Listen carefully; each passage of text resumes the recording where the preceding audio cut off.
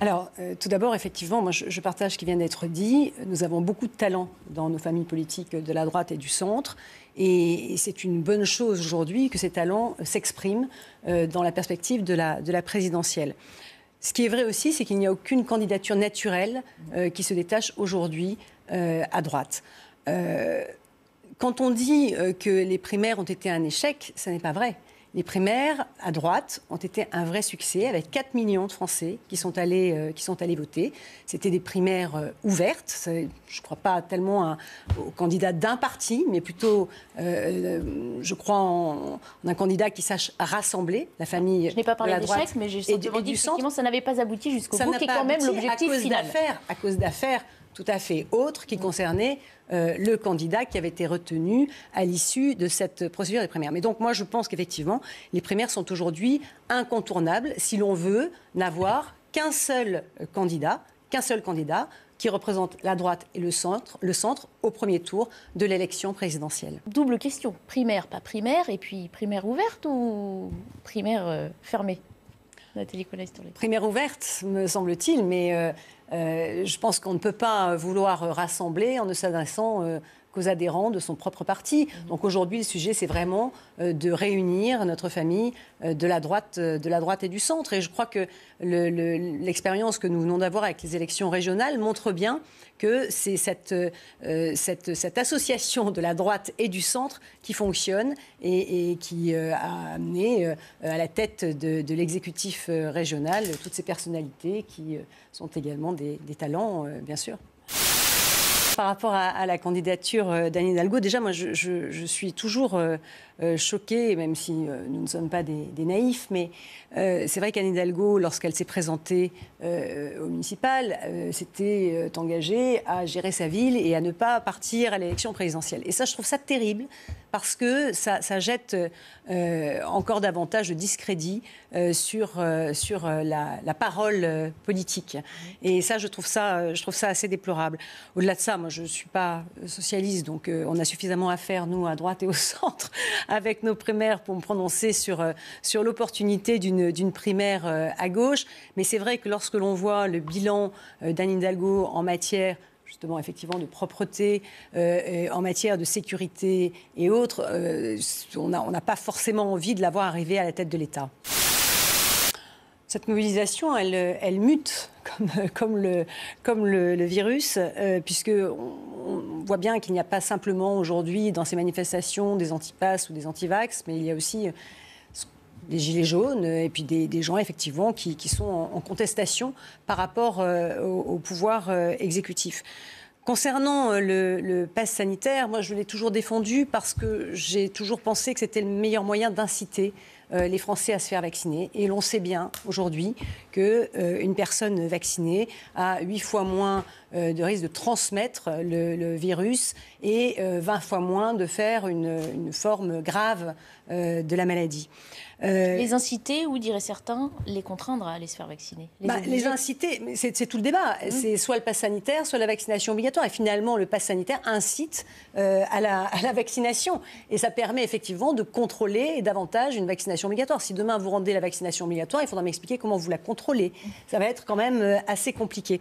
Donc moi, je pense qu'aujourd'hui, il n'y a pas de bonne solution parce qu'on est dans une situation exceptionnelle, que la moins mauvaise, c'est celle du pass sanitaire, dès lors que c'est une mesure qui est temporaire, qui est mesurée et qui est validée lors d'un processus démocratique, puisque c'est bien sous contrôle du Parlement et du Conseil constitutionnel que ce dispositif du pass sanitaire a été mis en place. Lorsque aujourd'hui on dit qu'avec le pass sanitaire on vit dans une dictature, moi j'ai le sentiment aujourd'hui, non, je ne dis pas sur le plateau, c'est ce que l'on entend de part et d'autre. Je pense simplement qu'aujourd'hui on vit beaucoup plus en liberté que l'on ne vivait lors des confinements et des couvre-feux. Donc on s'est habitué à vivre dans le moins pire. Ça doit être temporaire. Ce que je pense, c'est qu'aujourd'hui, effectivement, nous n'avons pas de bonne solution. Nous sommes dans une situation exceptionnelle, que c'est la moins mauvaise solution, mais qu'il ne faut pas, évidemment, que ça dure éternellement. On est tous d'accord. Il faudra qu'à un moment donné, ça s'arrête, dès lors que suffisamment de Français seront vaccinés et que l'on puisse vivre normalement. Vivre normalement, ce n'est pas avec le pass sanitaire, on est d'accord. pense que là, il y a un problème effectivement de compréhension aussi, parce que finalement, ces centres commerciaux, c'est en fonction du nombre de mètres carrés. Hein, donc, au-dessus de 20 000 mètres voilà, carrés. Qu'on va demander le pass sanitaire ou pas. Donc, on peut se poser la question de savoir si c'est vraiment pertinent. On a entendu l'appel de Michel-Édouard Leclerc hier, qui demande aussi à le supprimer, parce qu'il ne joue pas son rôle, dit-il, de pédagogie. C'est vrai que c'était les autorités administratives, les préfets, qui décidaient effectivement des centres commerciaux. C'est ce qui est prévu par la loi. Voilà, hein, sur lesquels on devait imposer le pass sanitaire.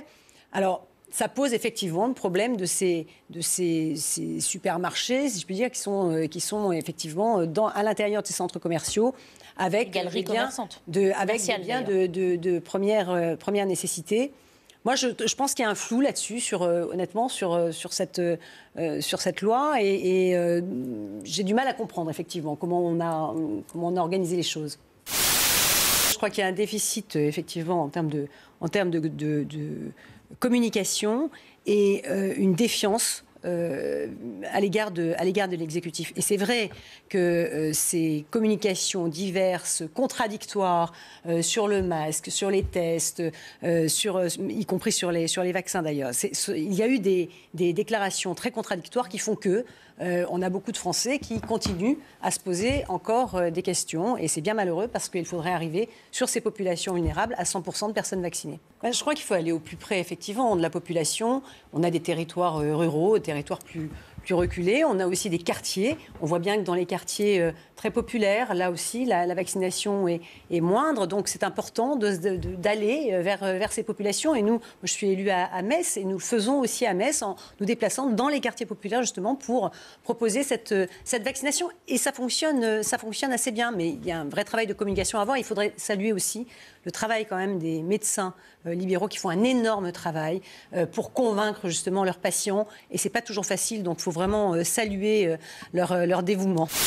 Je crois qu'il faut surtout effectivement revenir sur cet échec majeur de l'Occident, et on ne peut pas imposer des modèles démocratiques partout dans le monde. Ça ne peut pas exister. Il faut parler aussi de l'échec des services d'enseignement américains sur le désarmement, si je puis dire, des Afghans, et sur la rapidité des talibans à reprendre le pays. Mais une fois qu'on a dit ça, il y a une dimension humaine, il y a une dimension sécuritaire et une dimension migratoire. La dimension humaine, c'est évidemment d'accueillir le mieux possible ces réfugiés et toutes les personnes qui ont été aux côtés des forces occidentales, et surtout ne pas ajouter à l'échec le déshonneur. Je crois que c'est essentiel de le rappeler.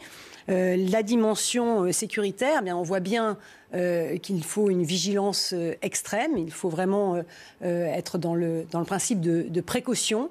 La DGSI fait son travail, mais il faudra rester évidemment extrêmement vigilant. Et puis la dimension migratoire, bien sûr, vous parliez, alors je crois que c'est 2600 Afghans qui sont arrivés. On a 35 000 Afghans aujourd'hui en France, soit qui ont le statut de réfugiés, soit le statut de protection subsidiaire, qui vont forcément aujourd'hui devenir des réfugiés à part entière. Et c'est tout le problème aujourd'hui de l'intégration. Les Afghans, les réfugiés, les civils qui arrivent à peu près, on en a 10 000 en France qui arrivent chaque année depuis 3-4 ans. Alors c'est un peu tôt pour parler de leur capacité à s'intégrer, mais ça pose quand même un vrai sujet. Encore une fois, en étant élue de Metz, moi je peux dire que la ville de Metz s'engage à accueillir des réfugiés, mais il y a tous les moyens qu'il faut mettre derrière, et on ne pourra pas accueillir tout le monde. Donc il y a vraiment une démarche très diplomatique à avoir avec les pays voisins de l'Afghanistan pour accueillir dans les meilleures conditions ces réfugiés, et puis une démarche coordonnée au niveau européen, où là la solidarité européenne doit être réelle.